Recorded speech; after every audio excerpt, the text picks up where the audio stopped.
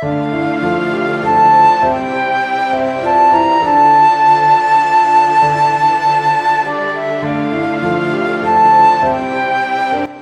থেকেই গাজায় চলছে বেঁচে থাকার আর্তনাদ। পবিত্র রমজান মাসেও বর্বরচিত হামলার শিকার হয় গাজাবাসী। মসজিদের মাইক থেকে ভেসে আসে কান্নাজড়িত কণ্ঠে মুয়াজ্জিনের আজান।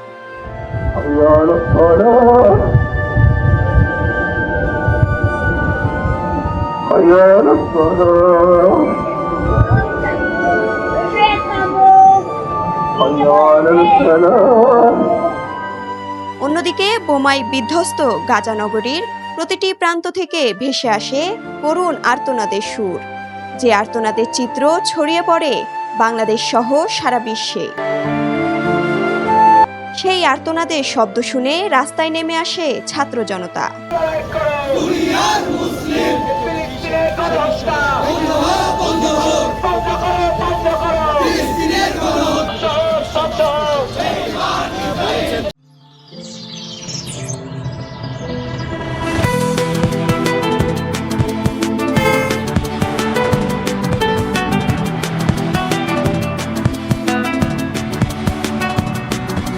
ডাক দেয় ইসরায়েলি পণ্য বয়কটের।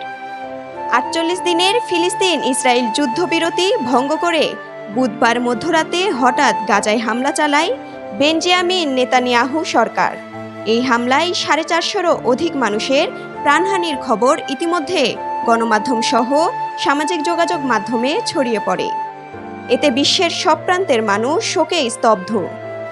পবিত্র রমজান মাসে এ হামলার তীব্র নিন্দা ও প্রতিবাদ জানিয়েছেন ছাত্র জনতা। এ ঘটনায় বুধবার রাজশাহী 0 পয়েন্টে পথসভা ও বিক্ষোভ মিছিল অনুষ্ঠিত হয়েছে। এর মধ্য দিয়ে আন্দোলনকারীরা গাজায় হামলার প্রতিবাদ জানান। পাশাপাশি বাংলাদেশ সহ সকল মুসলিম দেশকে ইসরায়েলি পণ্য বয়কটের আহ্বান জানান তারা। সামাজিক যোগাযোগ মাধ্যম সহ বিভিন্ন জায়গায় শিশুসহ গাজার সকল নাগরিকদের আর্তনাদের চিত্র ছড়িয়ে পড়ে। দীর্ঘ সময়ের এ চলমান যুদ্ধ পরিস্থিতি উত্তরণে বিশ্বের মোড়ল দেশগুলোর সহযোগিতা চেয়েছেন ক্ষুব্ধ ছাত্র জনতা। এ ঘটনার সাথে জড়িত নেতানিয়াহু সরকারের শাস্তি নিশ্চিত না হওয়া পর্যন্ত এ আন্দোলন চালিয়ে যাওয়ার হুঁশিয়ারি দেন আন্দোলনকারীরা। অন্যদিকে কাবা শরীফে ফিলিস্তিনিদের জন্য দোয়া কামনা করা হয়। উত্তরভূমি ডেস্ক, রাজশাহী।